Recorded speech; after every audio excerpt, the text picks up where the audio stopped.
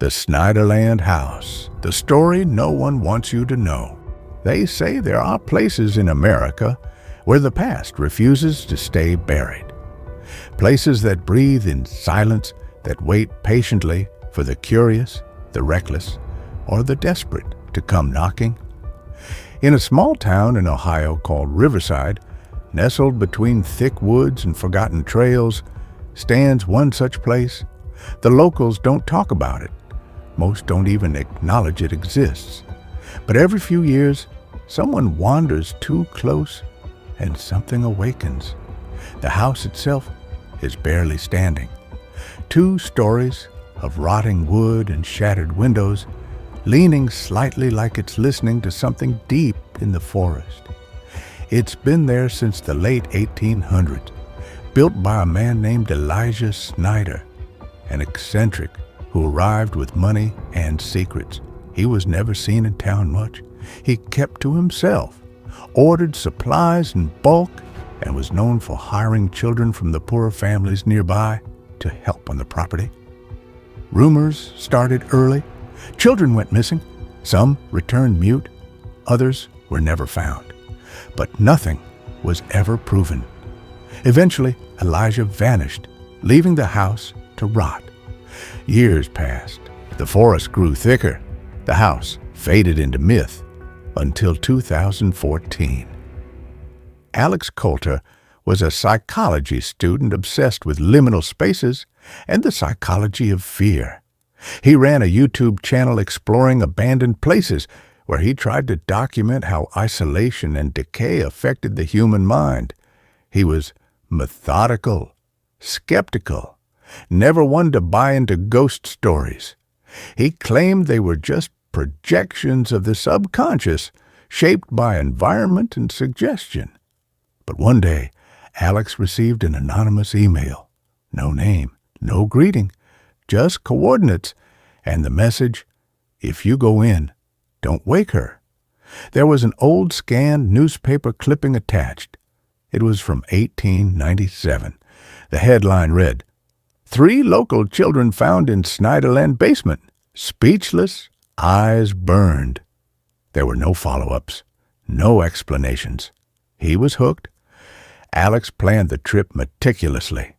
He brought night vision cameras, motion sensors, recorders, and backup batteries. He didn't tell anyone where he was going. He wanted the footage to speak for itself. His last message to a friend read, "If this place is real, I want to see what fear looks like with my own eyes." He drove into Riverside in the early morning. The town was quiet, almost too quiet. No one made eye contact. When he asked about Snyderland, a gas station clerk simply turned and walked away. The GPS led him to a dirt road blocked off by rusted chains. He left his car there and walked the remaining 2 miles through dense trees. The birds fell silent the closer he got. And then the house emerged. Even after decades of abandonment, something about it felt intact. Not just physically, intentionally, like it was preserved, waiting. He entered through the side door, camera already rolling. The air was heavy, thick with mold and dust. But there was something else, an odor he couldn't place, sweet and rotting at once. He whispered into the camera, narrating his movements. The living room was filled with broken furniture, children's shoes, and what looked like melted wax figures lined along the walls. In the kitchen, there were plates still set at the table, rotten food fossilized in place. He found a staircase leading to the basement, but when he tried to open the door, it wouldn't budge. That's when he heard it, laughter, faint, childlike, coming from upstairs. He froze. The camera picked up nothing on audio replay, but Alex swore he heard it clearly.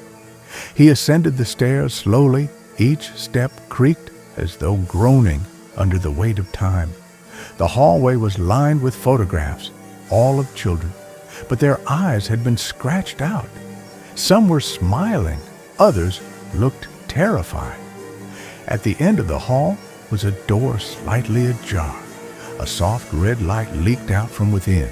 Inside was a child's bedroom, untouched by time. A crib in the corner, toys on the floor, a mobile hanging from the ceiling, spinning slowly though there was no wind. In the center of the room sat a box, wooden, unmarked, and it was shaking. Alex stepped closer, heart racing. As he reached for it, every camera shut off. Lights died. The room plunged into darkness. Then a voice whispered in his ear, "She's awake." He ran, down the stairs, through the hall, but every door led him back to the same room. Over and over, time lost meaning. He screamed. No one heard. The last footage from his body comb shows him staring at a mirror, whispering something to himself over and over.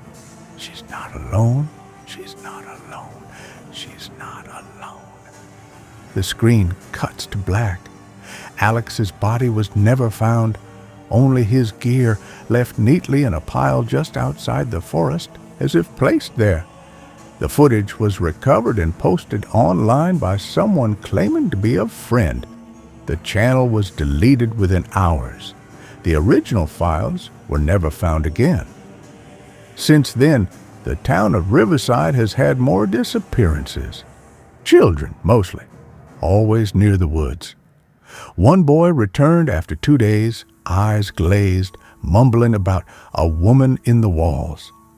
Paranormal investigators who've attempted to explore Snyderland report strange symptoms: vomiting, memory loss, hallucinations.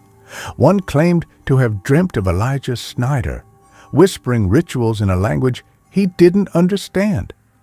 Another drew the interior of the house in perfect detail, though he'd never been inside. Some say Snyderland isn't haunted, it's alive, that Elijah built it not as a home, but as a vessel, a trap, a shrine, that what lives there now is not a ghost, but a presence older than the house, older than the town, something that feeds on attention, curiosity, and fear. And every time someone tells this story, every time someone searches for it online, they say she listens and she waits. Just beyond the trees, behind the door you should never open, waiting for someone like you. If you want more stories, subscribe to the channel and activate the bell. He was with you, Bruce, the father of dragons.